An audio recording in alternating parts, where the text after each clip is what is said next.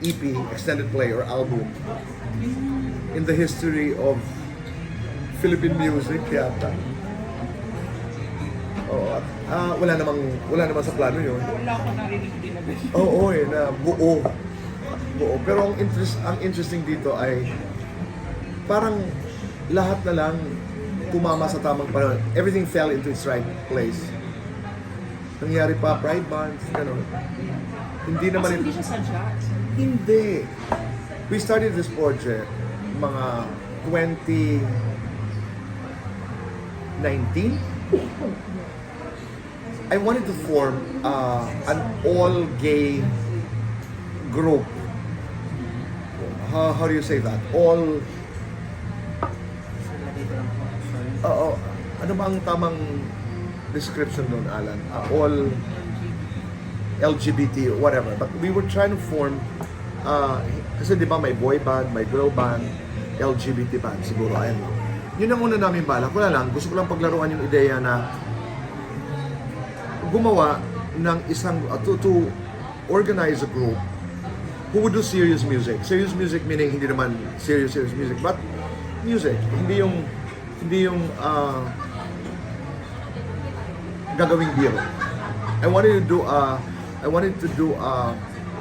to organize a group that could sing about LGBT life, discourse, love, kung ano-ano lang. Ganun. Yun yung una. Ang hirap. Tapos abutan kami ng COVID. We started to audition, online, may mga solo auditions. Basta ang dami-dami mga pinagdaanan. Hanggat nakabuo kami ng grupo. Nung nabuo na namin ng grupo, parang ganito, meeting. Sabi ko, I used to manage groups, but I shied away from managing too many groups kasi mahirap. Yung mahirap. Although I managed a company for a long time, pero napaka-professional naman nila Moy Ortiz, no? Nila Ani. So, hindi talaga sa problema. I managed Gladys with the Boxers and Kay, Gladys Guevara sa Kay Brosas. Marami akong mga grupo na minanage. Meron akong natural, hindi naman takot, but if I had a choice, I would prefer to manage solo artists. Kasi ang hirap, lalo na pag may banda. So, sinabi ko doon sa mga miyembro, naka-organize kami, 5 boys. Very talented. Very, very talented. Okay naman. Maraming problema. COVID, yung isa taga-probinsya, yung isa. So, gathering them was a challenge. And then, one of the rules was, sabi ko, okay lang ha, okay lang may boyfriends kayo, okay lang may mga relasyon kayo, pero bawal na magka-inlaban kayo kasi napakalaking problema. So, first month, may nagka-inlove.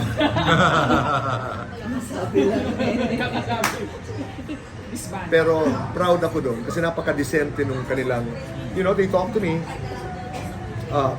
napaka-decente. Walang away, they spoke to us. Pero sabi ko nga, hindi talaga pwede. Ang hirap talaga ng may magsota tapos grupo. Tough. Really tough. So, naghanap na naman kami, gano'n. It was really challenging. While that was happening, I started to write songs. Hindi naman ako marunong sumulat. Marunong ako sumulat katulad niyo. Yung sulat lang. Ay, walang lang. Sulat. Marunong ako sumulat, pero hindi ng kanta. And I managed, for a while, I was known to be a manager of singers. So, familiar ako. Hindi ako marunong kumanta, pero alam ko pag sharp, off-key ang singer ko, alam ko kung mali ang paso. But if you make me do it, I can. I pride also the fact that I know how to do a repertoire of a concert, for example. Yung familiar ako sa mundong yan. Ariel Rivera, to Monique Wilson, to Dessa, to all the singers that I've managed and represented as a publicist. From Martin Rivera to Regine Velasquez to everybody. So, familiar ako, pero hindi ako marunong sumulat. So, sabi ko, Si Jerwin Nicomedes is a vocal coach who works for ABS. But he also participates in my hosting classes. Kasi may mga classes na refreshers courses in Tagalog and English. Jerwin takes care of vocal, of the voice, of vocal classes, voice classes. He calls them voice classes. He is involved in a number of shows in ABS. Sabi niya, Tito Boy, ikaw naman ang nakakaalam. You know the story. You know the message that you want for the group and with the songs. Why don't you start writing them? Sabi ko, makakasulat ako ng kwento. Susulat ko lang, parang poetry siguro, pero hindi ko alam if rhyme is necessary, if there is a count. I don't know. Totally, I had no experience in writing songs. I started to write. Tapos pupunta kami, ang mga composers namin dito, mga bagets, as in bata. Joshua Ronet and si Gabriel. What's the family name of Gabriel? Umali. These are young composers. Gagawin namin, susulat ako, bibigay ko, Robert Galan, bibigay ko, ito, kanta. So, let's start writing the music.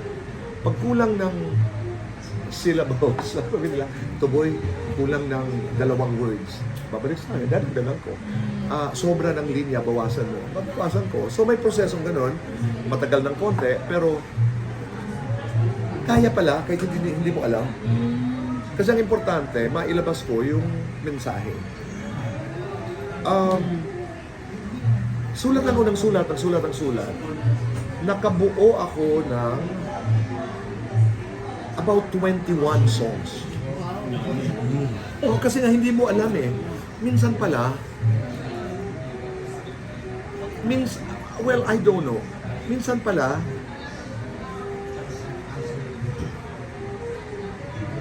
just jumping from the edge really works. Parang, sige na, ganun. Wala. So yun.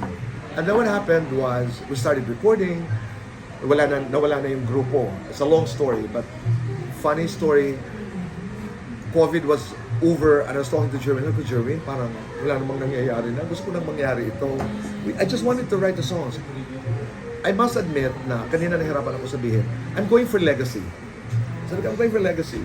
Ano ba ang contributions na nagawa ko sa LGBT community? Wala akong palpable na bagay na masabi na ito ang aking nagawa. Wala talaga. Except for doing what I do, which is teach in school, do television shows. So, yun yung wala. Sabi ko, I want to do something. I must also admit na inside and outside of the community, ang ingay. You know, ang daming disagreements, ang daming debate, ang daming iba't ibang mga diskurso.